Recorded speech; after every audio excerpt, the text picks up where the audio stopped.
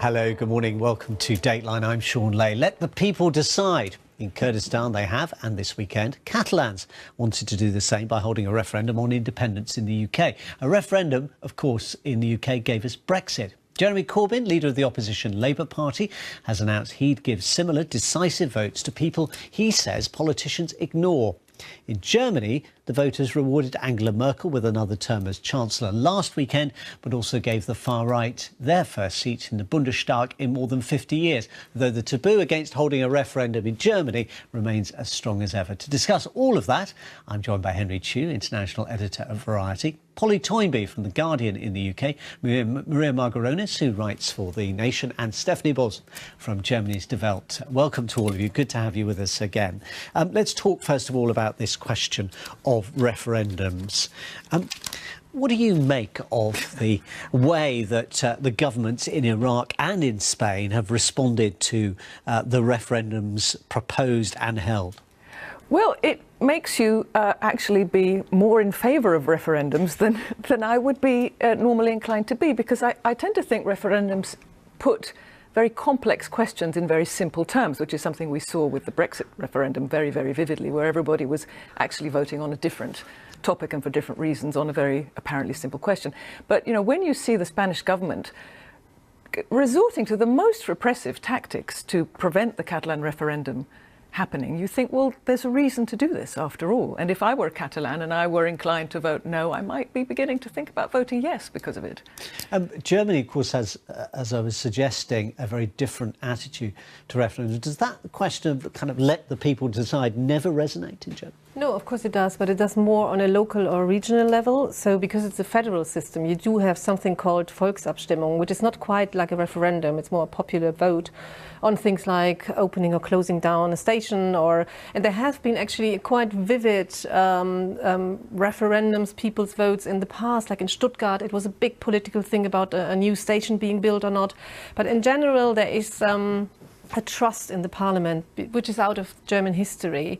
And there is... Because Hitler used referendums or plebiscites, and yes, it was perceived as a way of kind of stirring up the masses and then exploiting the politics. Yeah. So the trust is actually there that this is a functioning democratic system, that actually the parliament is in charge of taking these very complex decisions. And as we've seen with Brexit, for example, such a complex historic question putting down to 50-50 to a nation that actually, I mean, it's anecdotal, but if it's true that the day after the referendum the most Googled word was European Union, it might you doubt whether it's good to do a referendum.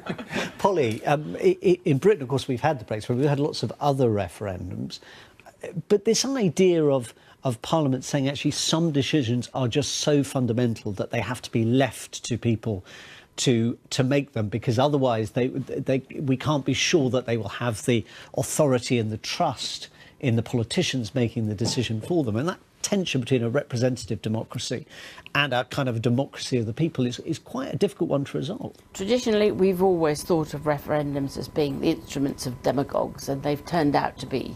The Brexit referendum is the best example you could have of why referendums are monstrous. Now, I think a referendum for that's only because you lost. No, I don't think so, because people might have changed their mind the next day anyway.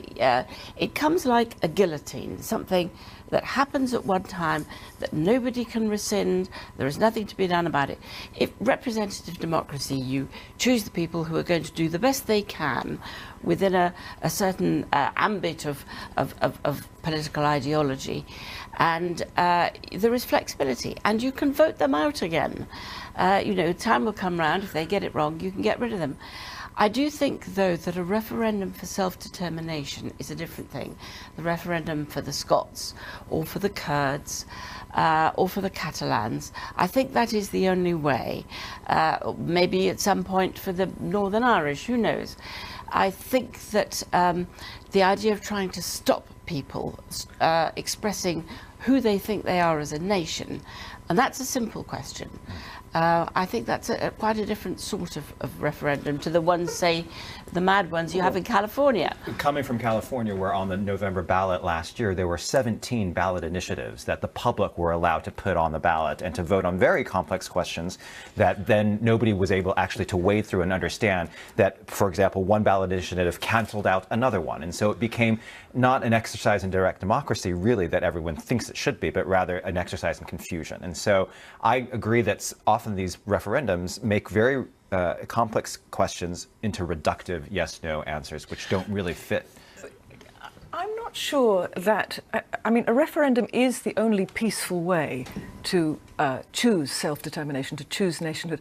But I'm not sure that that's always a simple question either, because I mean, from what I know of the Kurdish referendum, I mean, the Kurds are, you know, like the Palestinians, historically stateless people who are a nation. There's no question that there is a Kurdish nation culturally, linguistically, etc. But it's divided among several countries. But it is divided among these several countries. It's politically very, very difficult right now because, I mean, immediately Turkey has said, you know, if you vote yes, we'll block your oil pipeline, because Turkey is in a state of civil war with its own Kurds and has been for years. But you know, there's internal politics there too, and demagoguery going on there too, because I know, for example, that Barzani is not popular with younger voters in Iraqi Kurdistan, and this is a way to boost his own popularity. So he's the president of Kurdistan. He's behind this, yes. And they're kind of great measures. That result was clear, 93% in favour. Because of course the Kurds are going to vote yes for independence. But how can they implement it? That's the problem. Well, they can't at the moment. And referendums don't take place in vacuums, either internally in a domestic environment or in a geopolitical one. And so a referendum to actually succeed when it comes to nationhood, for example, with South Sudan, that was something where there was UN backing, there was a framework internationally for something like that to happen. And in these cases, you don't have that. If referendums, and I've heard this argument put before, if they polarise people, they force them into either this camp or this camp, and there the twain shall meet. Is there an argument that if you're going to have referendums, they should have more than one question, that actually you would kind of dissipate some of this if you had multi-question referendums? It doesn't make it all that much easier because you are still going to have a lot of complexity in it. You are still going to have people, very often by the time you get to the day of voting, they're actually voting on different sorts of issues. For instance, we had the referendum on the alternative vote system. Now, you think it was a no-brainer. You say to your electorate, would you like a little more choice in your voting system? And the people who are against it, who are mostly the Conservatives, who were going to possibly be the losers out of a constitutional change, managed to persuade people that they didn't want more choice, that they wouldn't rather put a 1, 2, 3 order on the ballot paper, because they were told it was going to, politics was going to cost a lot more money. Millions of pounds would be wasted on elections. It was all absolute nonsense. Also, people wanted to get their own back on the Liberal Democrats, who they thought it was a fix of theirs. It became about a whole lot of different things. Afterwards, you stood back and thought, this is extraordinary. People are offered more choice and they say, no, thank you. And you know something's gone badly wrong. Well, one place where choice looked a little simpler, or the outcome of that choice may go on now for months, is in Germany, where Angela Merkel was re-elected as Chancellor.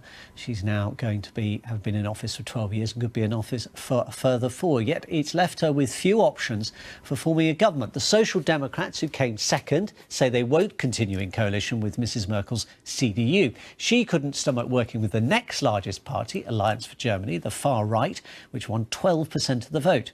As for the Free Democrats and the Green Party, who could together secure her a parliamentary majority, well, there's little on which they agree.